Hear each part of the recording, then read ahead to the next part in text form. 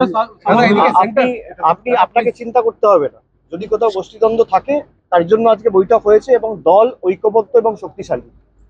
আপনাদের যদি কষ্ট হয় যে তৃণমূলের গোষ্ঠীদ্বন্দ্ব হচ্ছে, তৃণমূলের দুর্বল হচ্ছে, ভোটের ফল বেরোলে আপনি খুশি হবেন।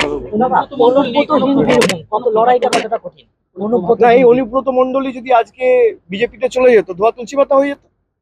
বিজেপিতে যায়নি তাই জেল খাটছে। আজকে যদি বিজেপিতে যেত, যেভাবে অজিত পাওয়ার গেছে, যেভাবে শুভেন্দু অধিকারী গেছে, যেভাবে হিমন্ত বিশ্ব শর্মা গেছে, যেভাবে নারায়ণ রানে গেছে, তিনি ধোয়া তুলসী পাতা হয়ে যেতেন। এই 7 দিন আগে নবীন জিন্দাল জয়েন করেছে, তার বিরুদ্ধে একাধিক কয়লা কেলেঙ্কারির অভিযোগ রয়েছে। আজকে ধোয়া তুলসী পাতা বিজেপিতে চলে গেছে। যাদেরকে প্রকাশ্যে টিভির ক্যামেরায় নির্লজ্জের মতো টাকা নিতে দেখা গেছে, তারা বিজেপিতে চলে গেছে ধোয়া তুলসী পাতা।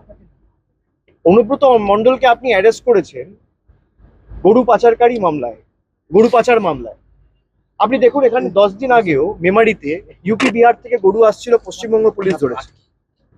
পশ্চিমবঙ্গ পুলিশ ধরেছে। আপনি হাইকোর্টে যান, যদি একটা বিজেপির লোককে সামন করে, হাইকোর্ট স্টে করে দেবে।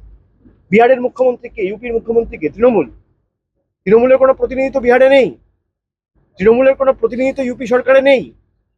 একদিকে যোগী আদিত্যনাথ, একদিকে নীতিশ কুমার, দুটোই বিজেপির মুখ্যমন্ত্রী। একটা শরিক সরকার, একটা নিজেদের সরকার। সেখান থেকে গরু আসছে, পূর্ব বর্ধমান জেলার মেমারি পুলিশ স্টেশন অ্যারেস্ট করেছে। তা 14 মাস, 18 মাস, 20 মাস অনুব্রত মণ্ডল জেলে, তারপরেও গরু পাচার হচ্ছে।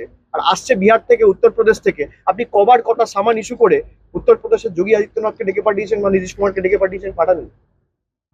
এটাই হচ্ছে বিজেপির ওয়াশিং মেশিন। মানুষ দেখছে এবং ভোটে আগামী দিন মানুষ জবাব দেবে। এই কারণেই মানুষ সব থেকে বেশি শক্তিশালী একটা গণতন্ত্রে।